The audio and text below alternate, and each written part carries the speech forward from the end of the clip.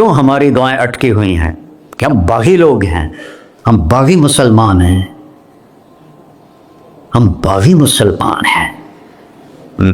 شام پہ پہلا اٹیک ہوا، عمرو بن عاص رضی اللہ تعالیٰ عنہ، 8,000 کا لشکر، ان کو روم کو خبر ہو گئی تھی تو انہوں نے 1,00,000 کا لشکر بھیج دیا تھا۔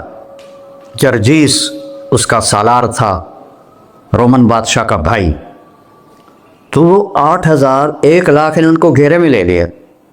تو حضرت واصلہ رضی اللہ تعالیٰ عنہ اس جنگ میں شریک ہیں، وہ کہتے ہیں کہ ہمیں یقین ہو گیا آج ہماری قبریں یہاں بنے گی، اور عرب کی عادت تھی جنگ میں شعر پڑھتے تھے ابھارنے کے لیے، لیکن حضرت واصلہ فرماتے ہیں اس دن ہمیں شعر بھول گئے، ہماری زبان پہ ایک لفظ تھا، یا رب محمد انصر امت محمد، اے رب محمد امت محمد کی مدد فرما۔ کہ یہ ہماری زبان پر تھا، تلوار ہاتھ سے چل رہی تھی، زبان اللہ کو پکار رہی تھی۔ حضرت عبداللہ بن عمر، حضرت عمر کے بیٹے بھی اس جنگ میں شریک ہیں، فرماتے ہیں جب سورج ڈھلا تو ہم بار بار آسمان کو دیکھ رہے تھے، میں نے جب اوپر نگاہ دوڑائی تو میں نے دیکھا انفرجت فی السماء فرجۃ، آسمان کا دروازہ کھل گیا، وخرجت منہا خیول شہب، اور اس سے شہابی رنگ کے گھوڑے اور ان کے اوپر سوار، ان کے سروں پہ سفید پگڑیاں، اور سب سے آگے ایک سوار تھا جس کے ہاتھ میں لمبا نیزہ تھا، وہ آن سے پکار رہا تھا، ابشروا یا امت محمد، اے امت محمد تمہیں بشارت، قد اتاکم اللہ بالنصر، اللہ تمہاری مدد کو آ گیا۔ فرماتے ہیں وہ ایسے آئے اور ہمارے اندر غائب ہو گئے، اور آدھے گھنٹے بعد 1,00,000 کا لشکر دوڑ رہا تھا 8,000 کے سامنے۔ کبھی ہم بھی تم میں بھی چاہا تھی، کبھی ہم بھی تم میں بھی راہ تھی، کبھی ہم بھی تم بھی تھے آشنا، تمہیں یاد ہو کہ نہ یاد ہو۔ میرے نبی کی زندگی مکمل نمونہ ہے، مکمل، اس کو فالو کرنا ہے، پھر بلڈر بنو، ذمہ دار بنو، پھر ڈاکٹر بنو، پھر تاجر بنو، سائنسدان بنو، عورت ہے مرد ہے جو بھی ہے، کامیابی اس کے ماتھے کا جھومر بن جائے گا کہ وہاں ایک ہی سکہ چلتا ہے، وہ محمد رسول اللہ۔ تو بھائیو، مجھے یہی مختصر بات کرنی تھی کہ اس دنیا کے پیچھے ان دو ہستیوں کو پیچھے نہ کرو، ان کو ناراض نہ کرو۔ یزید نے اہل بیت کا خون کیا، اور اتنا بڑا واقعہ ہے کربلا کہ دنیا کی تاریخ میں نہ پہلے کبھی ہوا نہ بعد میں کہ رسول کی نسل کے 18 نوجوان ذبح کر دیے جائیں۔ یزید 90 لاکھ مربع میل پہ حکومت، 90 لاکھ مربع میل، ٹھیک، 42 سال کی عمر میں مر گیا۔ اس کا بیٹا معاویہ بن یزید رحمۃ اللہ علیہ 22 سال کی عمر میں تخت پر بیٹھا۔ باپ نے 3 بر اعظم میں حکومت پھیلائی ہوئی ہے، دادا نے پھیلائی تھی، باپ نے اس کو بڑھایا۔ یزید کے زمانے میں بھی فتوحات ہوئی، اب یہ 3 بر اعظم پر اس نوجوان کی حکومت ہے۔ یہ بلڈر نہیں ہے، یہ بادشاہ آج کل کے صدر وزیر نہیں ہیں، 2 ٹکے کی ان کی قیمت کوئی نہیں ہے، مطلق بادشاہ ہے۔ 40 دن حکومت کی اور سارے خاندان کو بلایا اور کہنے لگا، اب تصور کرو 22 سال کا ایک شہزادہ ہو اور 3 بر اعظم اس کے سامنے ایسے جھکا ہوا ہو، تو اس کو کیسے آپ میئر کر سکتے ہیں؟ جبکہ کاغذ کے نوٹ نہیں تھے، سونا تھا، چاندی تھی، ہیرے تھے، اصل دولت تھی۔ یہ کاغذ کوئی دولت ہے؟ یہ تو یہودیوں نے آپ کو بیوقوف بنایا ہوا ہے۔ انہیں سب کو اکٹھا کیا، اس نے ایک چھوٹا سا خطبہ دیا، کہنے لگا، کانا ابی جبارن، میرا باپ ظالم تھا، اس نے اہل بیت کا خون کیا، اور جس تخت کے نیچے اہل بیت کا خون ہو میں اس پہ لعنت بھیجتا ہوں، یہ ہے تمہاری سلطنت، جس کو چاہو دے دو، میں بری ہوں۔ 3 بر اعظم کی حکومت اللہ رسول پہ قربان کر کے گھر بیٹھ گیا، اور آج اس کو کس عزت کے ساتھ میں سنا رہا ہوں۔ اس کے باپ کو بولتے ہوئے میرا لہجہ کیسا تھا، اس کے بیٹے کو بولتے ہوئے میرا لہجہ کیسا ہے۔ 3 بر اعظم کی سلطنت چھوڑ دی کہ اس کے نیچے اہل بیت کا خون ہے، مجھے نہیں چاہیے۔ تو اللہ اور اس کے رسول کو راضی کرنے کے لیے बड़े से बड़ा सौदा भी सस्ता है, बड़े से बड़ा सौदा भी सस्ता है। एक साहबी आए, या रसूल अल्लाह, मेरा पड़ोसी है, उसकी खजूर ऐसे मेरे घर में आती है, उस पर जब फल पकता है तो वो गिरता है, मेरे छोटे छोटे बच्चे उठा के खाने लगते हैं, उधर से भाग के आता उनके मुंह से निकाल लेता है। उसकी तो मेहनत करें कि इतनी सख्त, वो मुनाफिक था, इसकी इतनी सख्ती ना करे। तो आपने उसे बुलाया, कहा भाई एक सौदा करते हो? कहा जी, ये खजूर मुझे दे दो और मैं जन्नत में खजूर दिन लेके देता हूँ। कहने लगा या रसूल अल्लाह, कोई और आप फरमाते तो मैं ज़रूर हाजिर कर देता, ये खजूर तो मुझे मेरे बच्चों को बहुत पसंद है, मैं तो माफ़ी चाहता हूँ। वो था ही मुनाफिक, तो उसने माफ़ी मांगनी थी। वहाँ एक साहबी बैठा था, अबू दहदा। जब वो चला गया तो कहने लगे या रसूल अल्लाह, अगर मैं आपको ये खजूर लेके दे दूँ तो मुझे जन्नत में खजूर लेकर देंगे? कहने लगे हाँ, सौदा पक्का है। तो वो गया उसके पीछे, कहने लगा भाई खजूर बेचोगे? कहा नहीं। कह भाई बेच दो। अरे जा जा, मैंने रसूलुल्लाह को नहीं बेची, तुझे कैसे बेचूंगा? उन्होंने कहा मुंह मांगी कीमत ले ले, मुंह से बोल क्या लेना चाहता है।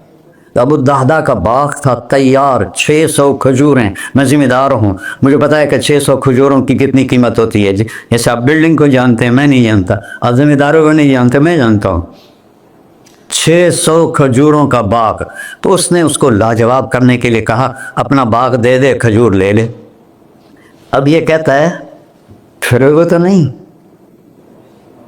आप लोग ताजर बैठे हैं, उसके बोल की ताकत देखो, उससे कह रहा है अब मुआहदे से फिरोगे तो नहीं। उन्होंने कहा मैं पागल है जो फिरा, मैंने 600 खजूरों का बाग लग फिर। उन्होंने कहा चल डन, 600 खजूरों का बाग तेरा और ये खजूर मेरी। और वहाँ से सीधा गया अपने बाग में। खजूरों का ज़माना था तो मदीने वाले खजूरों के फल के ज़माने में बाग में शिफ्ट हो जाते थे, छोटे छोटे बनाए होते थे कमरे, वहाँ बच्चे वो सब रहते थे, खजूरों की पहरादारी भी और तोड़ना भी। तो वो हाय कुर्बान जाऊं नबी के सहाबा था, वो बाग में अंदर नहीं गए, बाहर खड़े हो कि कहीं नीयत ना बदल जाए, इतना बड़ा बाग देते हुए। बाहर से पुकारा उम्म दहदा बेगम, का जी का बाहर आ जाओ, बच्चों को भी लेके आ जाओ। क्या हुआ? कहा मैंने बाग बेच दिया। उन्हें कहा कितने में? कहा जन्नत में खजूर मिल गई। वो कहने लगे रब हल बे रब हल बे रब हल बे। वाह अबू दहदा, क्या सौदा किया तो, क्या सौदा किया तो। अरे क्या औरतें ज़्यादा शोर में जाती, मरवा देता है, फिर बच्चे के तो खासे तमें के तो खासा।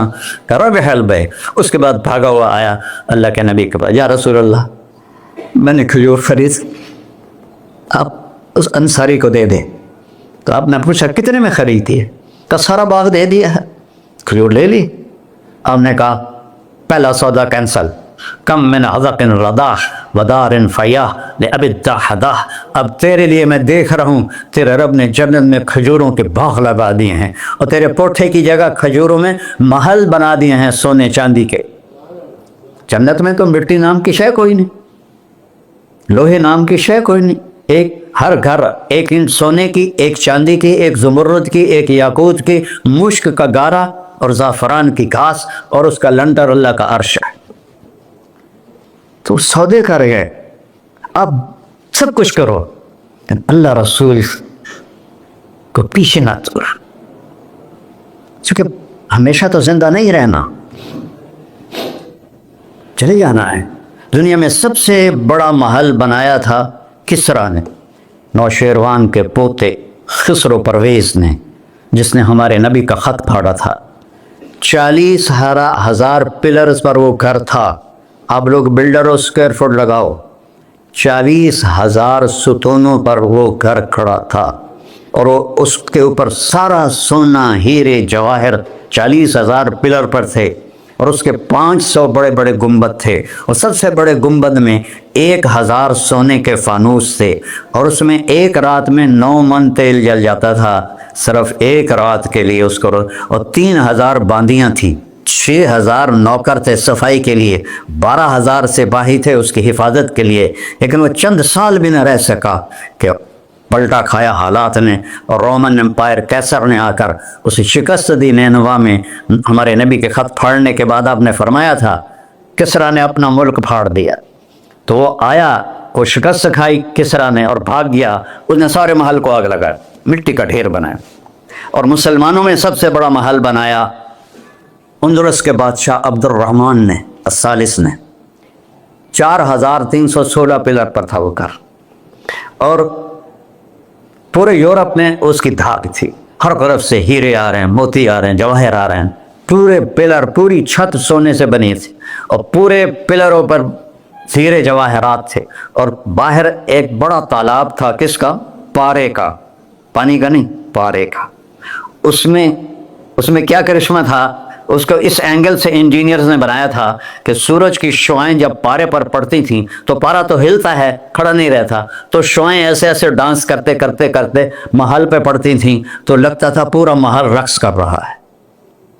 اب میں وہاں گیا تو ایک کوٹھے کے سوا وہاں کچھ بھی نہیں تھا، وہ بھی کوٹھے کی چھت نیچے گری ہوئی تھی۔